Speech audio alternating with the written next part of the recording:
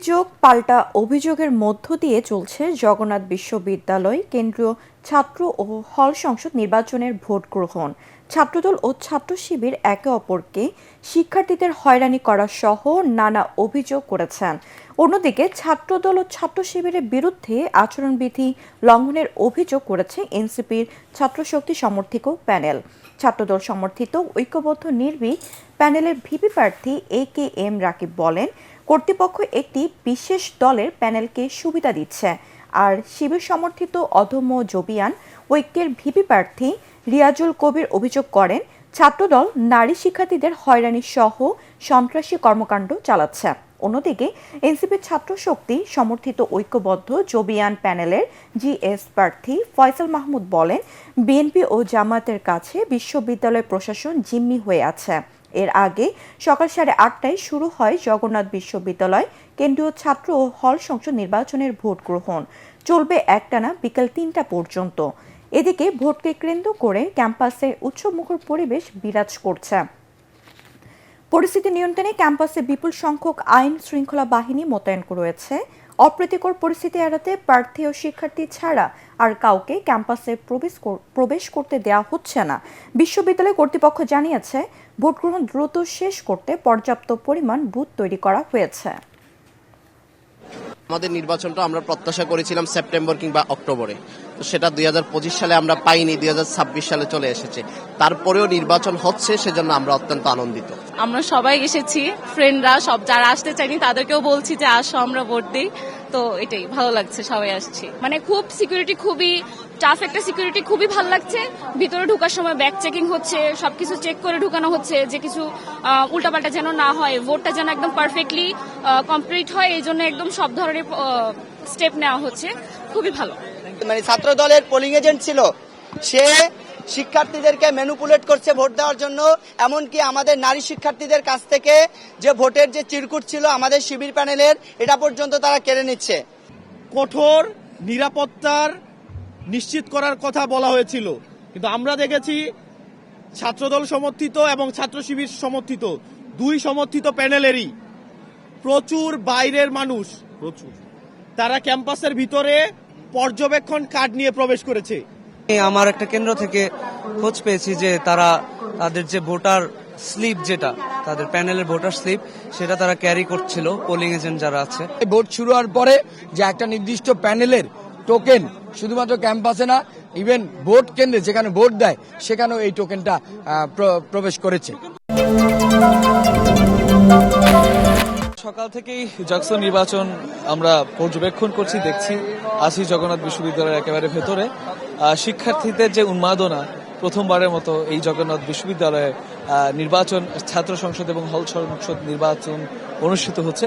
তো শিক্ষার্থীদের মধ্যে উন্মাদনা প্রচুর পরিমাণে দেখতে পাচ্ছি এবং তাদের যে উপস্থিতি সেটা অনেকটাই সন্তোষজনক। এবং এরই মধ্যে কিন্তু 3 ঘন্টা হয়ে গেল ভোট গ্রহণ শুরু। মোট 6 ঘন্টা ভোট গ্রহণ হবে। সকাল 9টায় শুরু হবার কথা থাকলেও 9:15 নাগাদ ভোট গ্রহণ শুরু হয় এবং প্রায় 3 ঘন্টা পেরিয়ে গেছে। তবে কত পার্সেন্ট ভোট এর মধ্যে কাস্ট হয়েছে এখনো পর্যন্ত নিশ্চিত করে বলা যাচ্ছে না, কারণ প্রিসাইডিং অফিসারের কাছ থেকে এখনো পর্যন্ত সেই বিষয়ে আমরা আসলে কোনো তথ্য পাইনি। তবে ভোটারের যে উপস্থিতি সেটা নিয়ে আসলে বিভিন্ন প্যানেলের যারা ভিপি GS প্রার্থী যারা আছে বা বিভিন্ন প্যানেলের প্রার্থী যারা আছেন, তারা কিন্তু আমাদের সাথে কথা বলেছেন। তারা যেটা বলেছেন যে 30 তারিখ যে নির্বাচনটা হওয়ার কথা ছিল, সেই দিন আসলে যে পরিমাণে ভোটারের আনাগোনা ছিল, উপস্থিতি ছিল, সেটা কিন্তু আজকে সেই পরিমাণ কিন্তু নেই। সকালে আমরা যেটা দেখেছি, সকালে ভোটারদের উপস্থিতি আস্তে আস্তে বেড়েছে। এখন বেলা বাড়ার সাথে সাথে কিন্তু সেটা আরো বেশি বাড়ছে আমরা দেখছি। তবে বিভিন্ন প্যানেলের যারা আছেন, আমি যেমনটা বললাম, বিভিন্ন প্যানেলের যারা প্রার্থী আছেন, তারা কিন্তু বলছে যে ভোটারদের যে উপস্থিতি সেটা কিন্তু খুব বেশি না 30 তারিখের। তারা বিভিন্ন অভিযোগের কথা কিন্তু আমরা শুনেছি, জেনেছি, বিভিন্ন অভিযোগ তারা তুলছেন। বিশেষ করে ছাত্র দল সমর্থিত প্যানেল এবং ছাত্র শিবির সমর্থিত যে প্যানেল, সেই প্যানেলের যারা প্রার্থী আছেন তাদের বিরুদ্ধে অভিযোগ তুলেছেন ছাত্র শক্তি সমর্থিত প্যানেল। তারা বলেছেন যে বাইরে যে মানুষজন আছে, তাদের নেতাকর্মী আছে, তাদেরকে বিশ্ববিদ্যালয়ের চারপাশে জড়ো করার চেষ্টা করা হচ্ছে। এছাড়া আচরণবিধি লঙ্ঘন থেকে শুরু করে নানাবিধ অভিযোগ আনার চেষ্টা করা হয়েছে এবং সর্বশেষ তারা বলেছেন যে প্রথমবারের মতো যেহেতু ভোট অনুষ্ঠিত হচ্ছে সেই ক্ষেত্রে সুষ্ঠুভাবে এই ভোট শেষ হবে এবং জগন্নাথ বিশ্ববিদ্যালয় এই যশোর নির্বাচন সুষ্ঠুভাবে সম্পন্ন হবার মাধ্যমে নতুন প্রাণ ফিরে পাবে বা এর ছাত্রদের যে গতিবিধি বিশ্ববিদ্যালয়ের যে পরিচালনা পর্ষদ থেকে শুরু করে যারা আছেন বিশ্ববিদ্যালয় যেভাবে চলে সেটা কিন্তু আরো নতুন গতি ফিরে পাবে এই যশোর নির্বাচনের মাধ্যমে। মারিয়া, এই ছিল এখনকার মতো আমার কাছে জগন্নাথ বিশ্ববিদ্যালয় থেকে সবশেষ। ত্রয়োদশ জাতীয় সংসদ নির্বাচনে প্রার্থিতার পক্ষে বিপক্ষে দ্বিতীয় দিনের মতো আপিলের আবেদন চলছে। নির্বাচন কমিশন ভবন চত্বরে এই আপিল গ্রহণ করা হচ্ছে। প্রথম দিন ইসিতে মোট 42টি আবেদন জমা পড়ে। আবেদন গ্রহণ চলবে আগামী 9 জানুয়ারি পর্যন্ত। মনোনয়নপত্র গ্রহণ বা বাতিলের সিদ্ধান্তের বিরুদ্ধে দাখিল করা আপিল 10 থেকে 18 জানুয়ারি পর্যন্ত নিষ্পত্তি করবে কমিশন। প্রার্থিতা প্রত্যাহারের শেষ সময় নির্ধারণ করা হয়েছে 20 জানুয়ারি।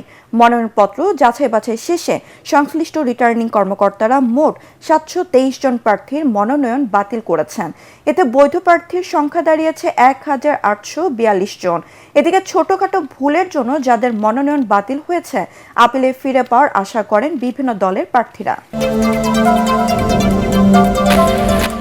সারা দেশে আরও বেড়েছে শীতের তীব্রতা, সেই সঙ্গে ঘন কুয়াশায় ঢেকে আছে দেশের অধিকাংশ অঞ্চল। গ্রামীণ জনপদ থেকে শুরু করে শহরের রাস্তাঘাটও সাদা কুয়াশার চাদরে ঢাকা। ঘন কুয়াশার কারণে দিনের বেলাতেও রাস্তায় হেডলাইট জ্বালিয়ে যানবাহন চলাচল করছে। আজ দেশে সর্বনিম্ন তাপমাত্রা রেকর্ড করা হয়েছে রাজশাহীতে 7 ডিগ্রি সেলসিয়াস। আবহাওয়া অফিস জানায় দেশের 10 জেলার ওপর দিয়ে শৈত্যপ্রবাহ বয়ে যাচ্ছে। এগুলো হলো রাজশাহী, পাবনা, বগুড়া, দিনাজপুর, নীলফামারী, পঞ্চগড়, রাঙামাটি, যশোর, কুষ্টিয়া ও চুয়াডাঙ্গা।